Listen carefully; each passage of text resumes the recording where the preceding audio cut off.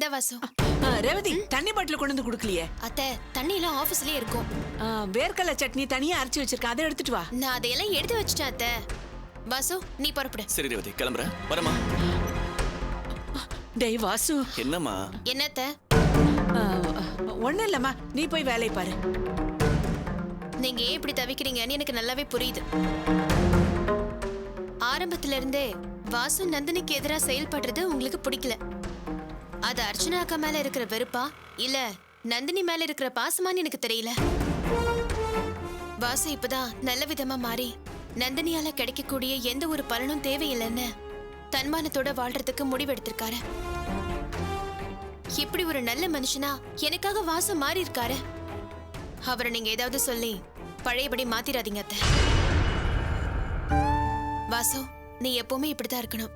இப்படி இருக்கிற வாசுவை தான் எனக்கு ரொம்ப பிடிக்கும். அத்தை, நீங்களும் உங்க மனசை மாத்திக்கோங்க அத்தை. வாசு, எதை பத்தியும் யோசிக்காத. துணிஞ்சு முடிவெடுத்திருக்க, அதை நல்லபடியா செயல்படுத்திட்டு வா.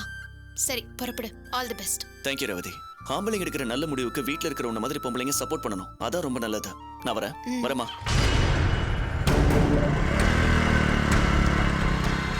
அத்தை, நீங்க ஒன்னும் கவலைப்படாதீங்க. ஏன் பயப்படுறீங்க? அந்த நந்தினி வாசுவை ஏதாவது பண்ணிடுவாளோன்னு பயப்படுறீங்களா? அந்த நந்தினிய பத்தின ரகசியம் தான் வாசு கிட்ட இருக்கே. அவளால ஒன்னும் பண்ண முடியாது.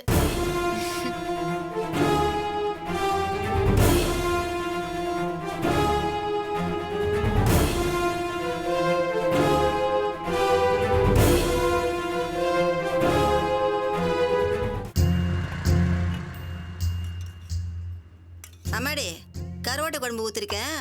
பால் நல்லா சுரக்கும், சாப்பிடு. என்னம்மா அப்படி பாக்குற? பச்சை உடம்புக்காரி, குழந்தைக்கு நல்லா பால் கொடுக்கணும்னா பால் சுரக்கணும் இல்ல? கருவாடு சாப்பிட்டா நல்லா பால் சுரக்கும், சாப்பிடுமா. என்ன அப்படி பாக்குற?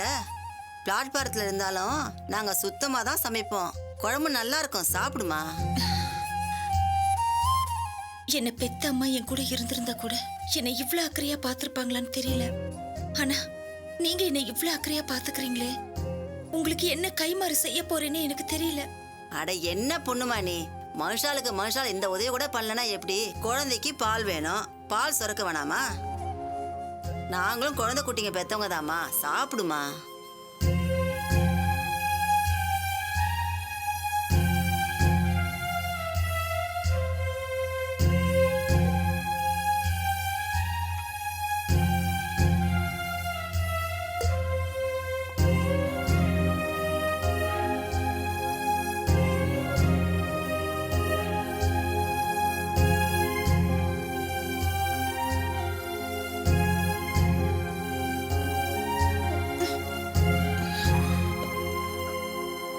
என்னம்மா, என்னம்மா ஆச்சு?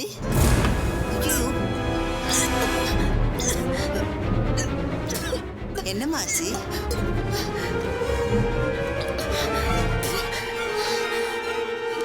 என்னம்மா ஆச்சு? ஏமா வாந்தி எடுக்கிற? தப்பா நினைச்சுக்காதீங்க, எனக்கு சின்ன வயசுல இருந்தே கருவாடு சாப்பிட்டு பழக்கம். அப்படியாம்மா? அப்ப ஏமா சாப்பிட்ட? இல்ல, கருவாடு சாப்பிட்டா பால் சுரக்கும்னு சொன்னீங்களே, அதனால தான் சாப்பிட்டேன். அப்படியா? வேண்டாம்மா, வாந்தி வந்தா சாப்பிட வேண்டாம்மா. ஏமா, நான் கத்திரிக்காய் குழம்பு வச்சிருக்கேன், சாப்பிட்றியா? இல்ல வேண்டாம், என் குழந்தைக்காக நான் இதையே சாப்பிடுறேன். அர்ச்சனா, என்னம்மா ஏன் இப்படி ஒத்துக்காததெல்லாம் சாப்பிட்டு வாந்தி எடுக்கிற? அதை எப்படி கூட இல்லக்கா. ஏமா, எல்லாம் நான் கேட்டுக்கிட்டு தான் இருந்தேன். கருவாடு சாப்பிட்டாதான் பால் சுரக்குங்கிறது இல்ல, கறி சாப்பிட்டா கூட பால் சுரக்கும். அது எப்படி கூட? உனக்காக சிக்கன் பிரியாணி வாங்கிட்டு வந்திருக்கேன். ஏமா, அந்த தட்டை கொடு.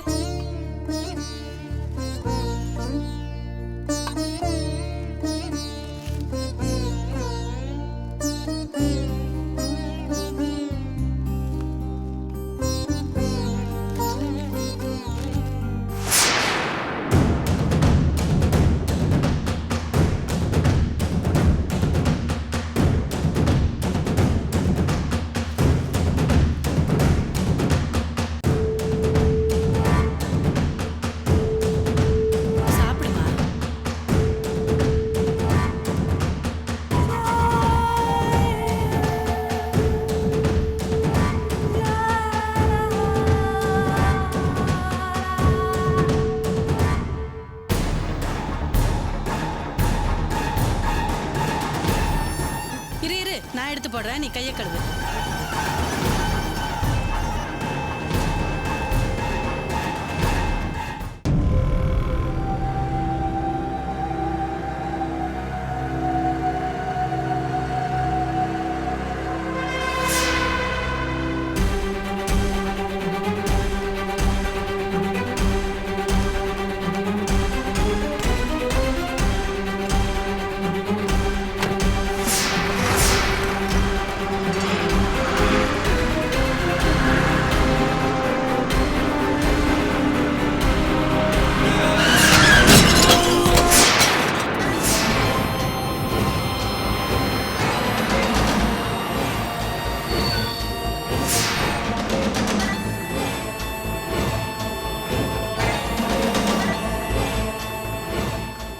நீங்க சொன்ன மாதிரியே வாசு கெச்சு போட்டு தூக்கிட்டேன்.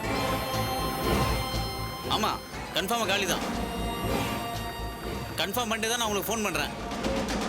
பணத்தை நேரில் வந்து வாங்கிக்கிறேன்.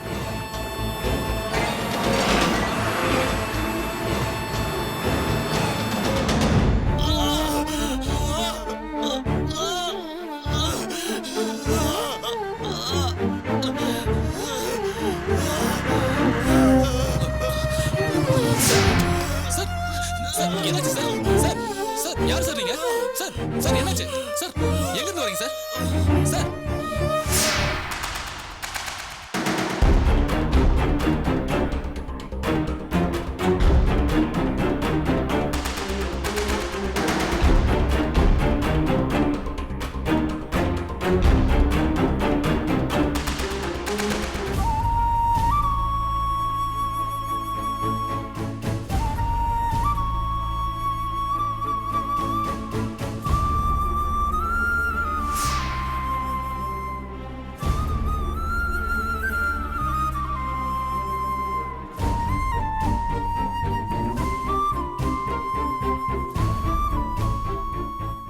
நில்லு. என்ன என்னமோ குட்டி போட்ட தாய் பூனை மாதிரி அங்க இங்க உலாத்திக்கிட்டு இருக்க? யோ, நம்ம வீட்டுக்குள்ள கூட நான் நடக்கூடாதா? நடக்கலாம். நீ நடக்கிற நடையில தரையே தேஞ்சிட போகுது. எனக்கு பசிக்குதுடி, டிஃபன் எடுத்து வை.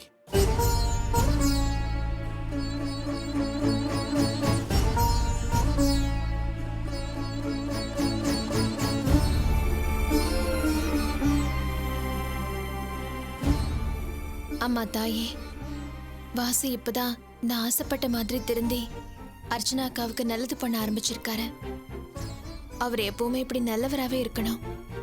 நாங்க சந்தோஷமா வாழணும் தாயே.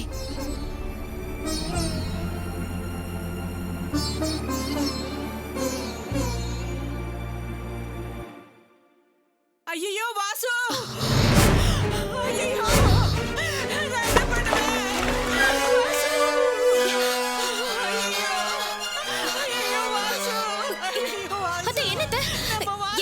வாசுக்கு ஆக்சிடென்ட் ஆகி ரோட்ல கிடக்குறாருங்க.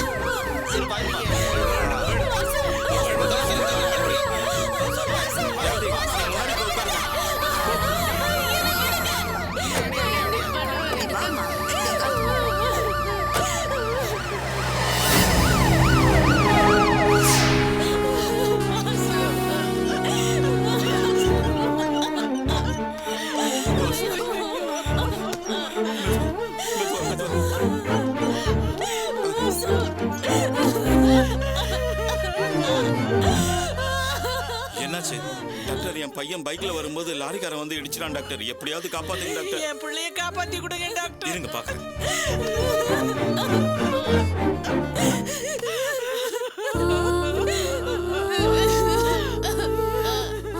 படி, நீ ஒன்னும் வருத்தப்படாதுமா. நம்ம வாசுக்கு எதுவும் ஆயிடாதுமா. என்ன மாமா, வாசு இப்பதான் நல்லவரா மாறி நேர்மையா வாழணும்னு முடிவு பண்ணாரு. அது ஆயிடுச்சு. இந்த உலகத்துல யாருமே நேர்மையா வாழக்கூடாதா? ஐயோ தெய்வமே, என் உசுரை எடுத்துக்கிட்டு என் புள்ள உசுரை காப்பாத்தி கூட. ஐயோ வாசு.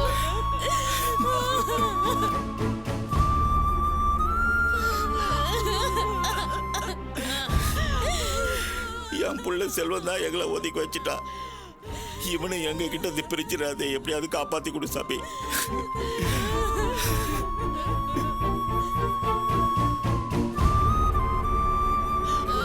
ஐயோ வாசு.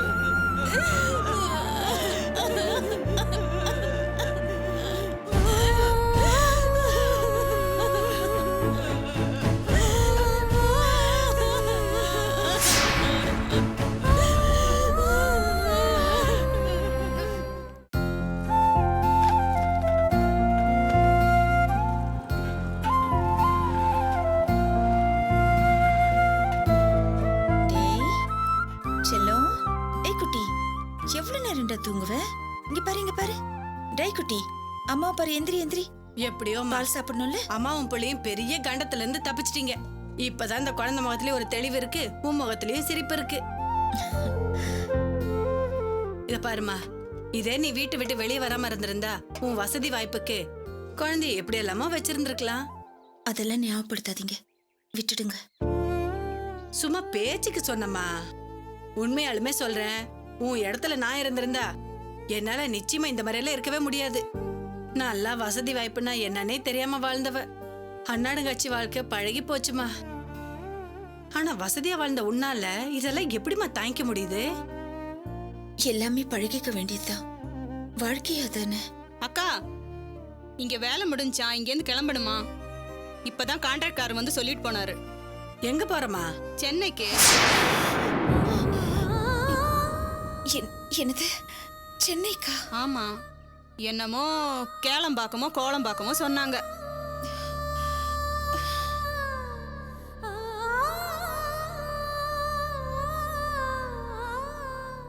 ஏன் அர்ச்சனா, உன் முகம் ஒரு மாதிரி ஆயிடுச்சு? இல்ல, சென்னைக்கு போனா எனக்கு தெரிஞ்சவங்க என்னை இந்த நிலைமையில பாத்துருவாங்க. பயப்படாதம்மா, நாம சென்னையில இருந்து தள்ளி கேளம்பாக்கம் தானே போறோம். அங்க உனக்கு தெரிஞ்சவங்க யாரும் இருக்க மாட்டாங்க. இல்லக்கா, என்னோட இந்த நிலைமைய பார்த்து உங்களாலேயே தாங்கிக்க முடியல. அப்படி இருக்கும்போது எனக்கு சம்பந்தப்பட்டவங்களோ எனக்கு தெரிஞ்சவங்களோ என்னோட இந்த நிலைமைய பார்த்தா என்ன ஆகுறது? அத நினைச்சாதான் எனக்கு பயமா இருக்கு. அத்தனை லட்சம் ஜனம் இருக்கிற இடத்துல உன்னை யாரும் கண்டுபிடிக்க மாட்டாங்கம்மா. அதுவும் இல்லாம சென்னைக்கு ஒதுக்குப்புறமான இடத்துக்கு தானே போறோம். தைரியமா இருமா. என்ன அவர் காசு கொடுத்தாரா?